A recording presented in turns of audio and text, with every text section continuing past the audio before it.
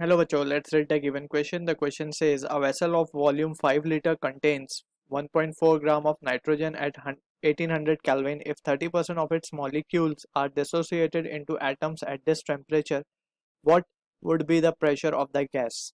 So, इस question में basically एक नाइट्रोजन गैस हमें गिवन है. सो नाइट्रोजन गैस अगर डिसोसिएट हो जाए, ऑलराइट, सो उसके if 30% of its molecule are dissociated into atoms, मतलब उसके कुछ मॉलिक्यूल्स एटम में कन्वर्ट हो जाए, सो टोटल प्रेशर कितना गैस एक्सर्ट करेगी, that is the question we are interested in finding.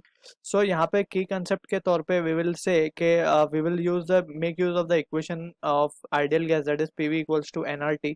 यहाँ पे n जो है it is number of moles. So number of moles किसका होगा? अब यहाँ पे number of moles will be due to molecules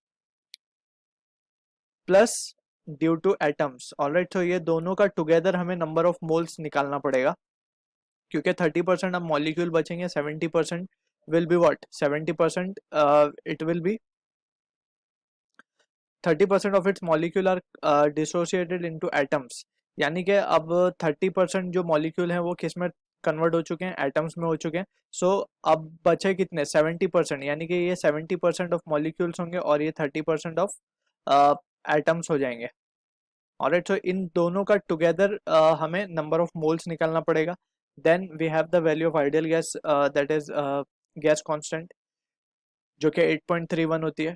temperature हमें गिवन है 1800 केल्विन. ऑलराइट, और pressure we are interested in finding, और वॉल्यूम भी हमें गिवन है 5 litre. So this is how we will be proceeding into the given question. So यहाँ पे ये चीज़ों का हमें क्लियर आइडिया होना चाहिए. So now we can say if we wish to find number of moles, so यहाँ पे पहले हम नंबर ऑफ मोल्स निकालते हैं. 14 ग्राम में कितने हैं? और बेसिकली नंबर ऑफ मोल्स का क्या फॉर्मूला होता है? Number of moles is weight upon molecular weight. So weight तो हमें 1.4 ग्राम दिया है, और मॉलिक्यूलर वेट कितना होता है नाइट्रोजन की अगर हम बात करें? So it is 28. सो ये आ जाएगा हमारे पास 0.05. ऑलराइट, सो ये नंबर ऑफ मोल्स मिल चुका है हमें. अब इसी का 30% किस में बदल चुका है? इसी का 30% हैज कन्वर्टेड इनटू एटम्स. अब हमें पता है कि नाइट्रोजन जो है वो डायटोमिक है. सो अब जब ये डिसोसिएट होगी तो ये कितने एटम्स में डिसोसिएट हो सकती है? दो एटम में. एक मॉलिक्यूल दो में डिसोसिएट हो सकता है. ऑलराइट, दो एटम्स के अंदर. सो मॉलिक्यूल की अगर हम बात करें, सो मॉलिक्यूल 70% है किसका?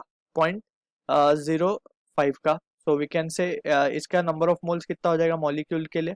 सो नंबर ऑफ मोल्स, या हम ऐसे लिख देते हैं, ऑफ मॉलिक्यूल्स, ये कितना आ जाएगा? 1, क्योंकि ये 1 मॉलिक्यूल है. 1 इंटू 0 पॉइंट कितना है? ये 70% है. 0.7 इंटू 0.05, यानी 0.05 का 70%, राइट. सो ये कितना आएगा हमारे पास? This value comes out to be, this can be written as 5 7 35, 35 into 10⁻³ और we can write it as to be 0.035. Alright, similarly हम बात करें, अब एटम्स कितने बदल चुके हैं? एटम्स है हमारे पास 30%, और ये एक कितने एटम्स है? दो दो एक मॉलिक्यूल दो एटम्स में कन्वर्ट हुआ है. सो 2 इंटू, अब इसकी बात करें एक एटम के लिए, so it will be 0.3 into 0.05. So ये वैल्यू जो हमारे पास आएगी, it will be equals to, can be written as 0.6, 0.6, यानी कि ये हो जाएगा 0.03. Alright, so finally we can say जो टोटल नंबर ऑफ मोल्स आएगा हमारे पास will be due to molecules and atom, क्या हो जाएगा? Will be equals to 0.065.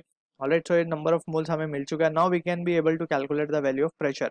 So we can say therefore pressure क्या हो जाएगा हमारे पास? Number of moles, that is 0.065 into R, जो कि गैस कांस्टेंट है 8.31, इंटू टेम्परेचर की बात करें तो 1800 केल्विन, डिवाइडेड बाय वॉल्यूम हमें गिवन है 5 litre, that is in metre cube. We can write it as to be 5 into 10⁻³ metre cube. Alright, so this value comes out to 1.93 into 10⁵ Newton per meter square. So this is what the value of pressure we are getting. I hope you understood the solution. All the best.